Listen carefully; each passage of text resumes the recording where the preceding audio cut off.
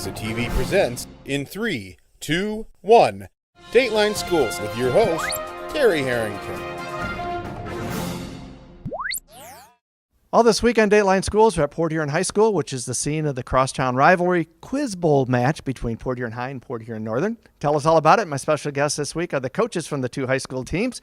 We have Lisa Schleicher from Port Huron Northern and Kelly Harrington from Port Huron High. And Kelly, I know a lot of the major sports, football, baseball, you name it, they have tryouts. Do you have tryouts for Quiz Bowl? No, we don't. We pretty much accept everyone. I suppose if we ever had 300 kids come out, we might need to, but right now there's no tryouts. We want to get as many students involved as we can because we think it's such a great thing. Do you find that you get a pretty good turnout of kids coming out? I think so, yes. We've had between 15 and 20 since I've started coaching at Port Huron High. So. No recruiting, right?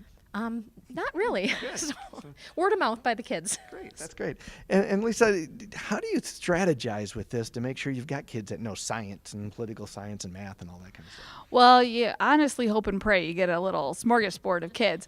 But when it comes to an actual match where you can seat only 4 students at a time, you try to make sure that you have a cross-section. So when we practice, I'll ask the kids to think about what are their strengths.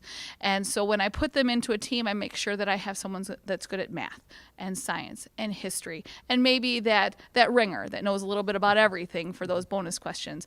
But my job as the coach is to put a well-rounded team at the buzzers so they have a fighting chance.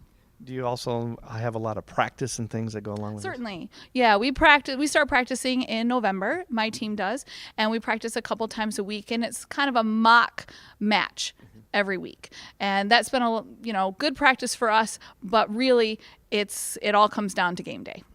And, we know with football and baseball, basketball, the kids get varsity letters for when they do well at the varsity level. Same thing for Quiz Bowl? Yes, you get a freshman or JV letter for the JV, and you get a varsity letter your first year, and then you get bars after that. There's a Quiz Bowl symbol for the varsity jacket.